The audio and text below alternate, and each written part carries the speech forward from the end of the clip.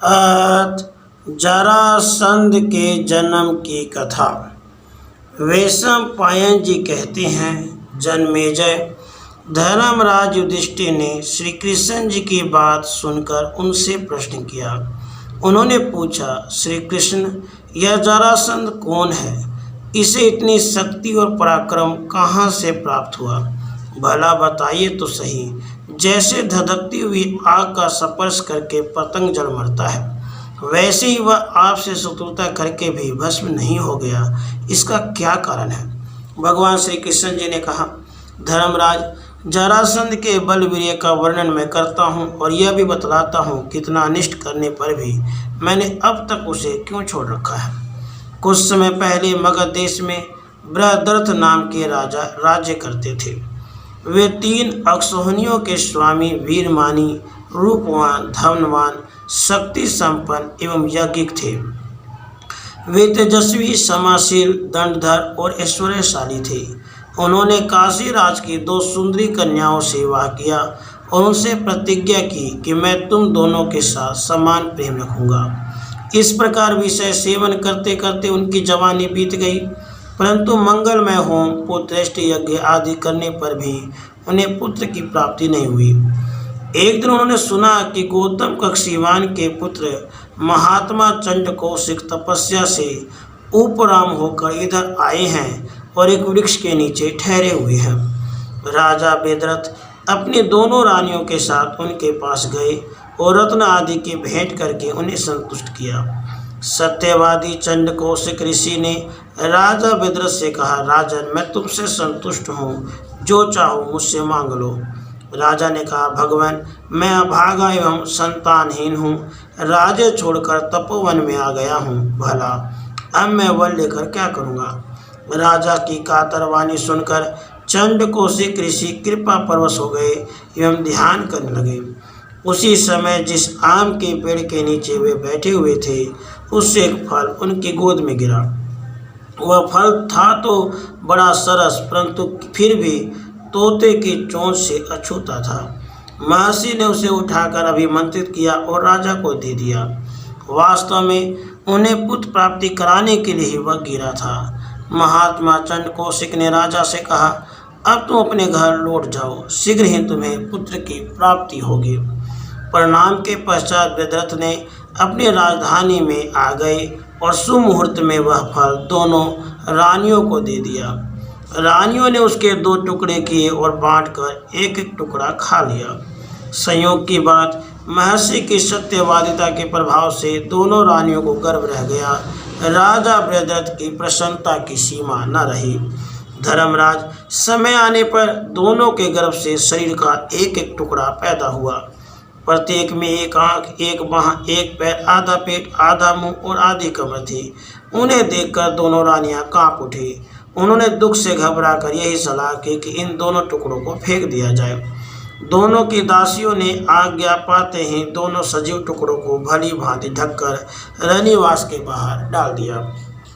राजन, वहाँ एक राक्षसी रहती थी, उसका नाम था जरा। वह खून पीती और मांस खाती थी।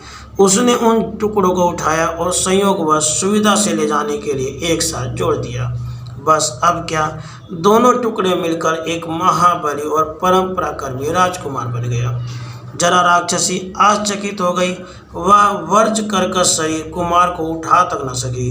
कुमार ने मुट्ठी बांधकर मुंह में डाल ली और वर्षाकालीन मेघ की गर्जना के समान गंभीर स्वर से रोना शुरू किया।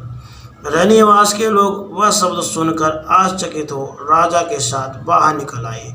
यद्यपि रानियां पुत्र की ओर से निराश हो चुकी थी, फिर भी उनके स्तनों में दूध उमड़ रहा था। वे उदास मुंह से पुत्र दर्शन की लालसा से भरकर बाहर निकल आई। जरा राक्षसी राज परिवार की स्थिति, ममता, लालसा और व्याकुलता तथा बालक का मुंह देखकर सोचने लगी, मैं इस राजा के देश में रहती हूँ, इसे संतान की बड़ी अभिलाषा है, साथ ही वह धार्मिक और महात्मा भी है, इसलिए इस नवजात कुमार को नष्ट करना अनुचित है। अब वह मनुष्य रूप धारण करके बालक को गोद में लिए राजा के पास आकर बोली, राजन, यह लीजिए अपना पुत्र। महर्षि के आशीर्वाद से आपको यह प्राप्त हुआ है। मैंने इसकी रक्षा की, आप इसे स्वीकार कीजिए। राक्षसी के इस प्रकार कहते न कहते रानियों ने उसे अपने गोद में लेकर स्तनों के दूध से सींच दिया। राजा बेदत्त यह सब देख सुनकर आनंद से फूल उठे।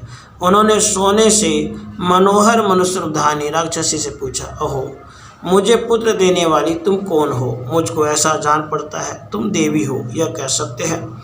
जरा ने कहा, राजन आपका कल्याण हो, मैं जरा नाम की राक्षसी हूँ। मैं आदरपूर्वक आराम से आपके घर में रहती हूँ। मैं सुमेरु सरीखे पर्वत को भी निगल सकती हूँ। आपके बच्चे में तो रखा ही क्या है, किंतु मैं आपके घर में सर्वदा सत्कार पाती हूँ। आपसे प्रसन्न हूँ, इसलिए आपका पुत्र आपके हाथों में सौंप रही हूँ। धर्मराज जरा राक्षसी इतना कहकर अंतर्धान हो गई और राजा बेदत्त नवजात शिशु को लेकर अपने महल में लौट आए। बालक के जात कर्म आदि संस्कार विधि पूर्वक हुए। जरा राक्षसी के नाम पर सारे मगध देश में उत्सव मनाया गया। बेदत्त ने अपने पुत्र का नामकरण करते हुए कहा कि इस बालक को जरा से संधित किया है, जोड़ा है, इसलिए इसका नाम जरासंध होगा। क्योंकि इस बालक को जरा ने संधित किया है अर्थात जोड़ा है, इसलिए इसका नाम जरासंध होगा। बालक जरासंध शुक्ल पक्ष के चंद्रमा के समान एवं हवन की हुई आग के समान आकार और बल में दिन दिन बढ़ने और अपने माँ बाप को आनंदित करने लगा। कुछ समय के बाद महर्षि चंड कौशिक पुनः मगध देश में आए। राजा ने उनकी बड़ी आवभगत की। उन्होंने प्रसन्न होकर कहा, राजन जरासंध के जन्म की सारी बातें मुझसे दिव्य दृष्टि से मालूम हो गई थी। तुम्हारा पुत्र बड़ा तेजस्वी, ओजस्वी, बलवान एवं रूपवान होगा। इसके बाहुबल के आगे कुछ भी अप्राप्य न होगा। कोई भी इसका मुकाबला नहीं कर सकेगा और विरोधी अपने आप नष्ट हो जाएंगे। देवताओं के अस्त्र शस्त्र भी इसे चोट नहीं पहुंचा सकेंगे। सभी लोग इसकी आज्ञा मानेंगे और तो क्या, इसकी आराधना से प्रसन्न होकर स्वयं भगवान शंकर इसे दर्शन देंगे। इतना कहकर महर्षि चंड कौशिक चले गए। राजा बेदत्त ने जरासंध का राज्य सिंहासन पर अभिषेक किया और स्वयं वीरानियों के साथ वन में चले गए। वास्तव में जरासंध की शक्ति महर्षि चंड कौशिक के कहे जैसी ही है। यद्यपि हम लोग बलवान हैं, फिर भी अब तक नीति की दृष्टि से उसकी उपेक्षा करते हैं। राधे कृष्ण, राधे।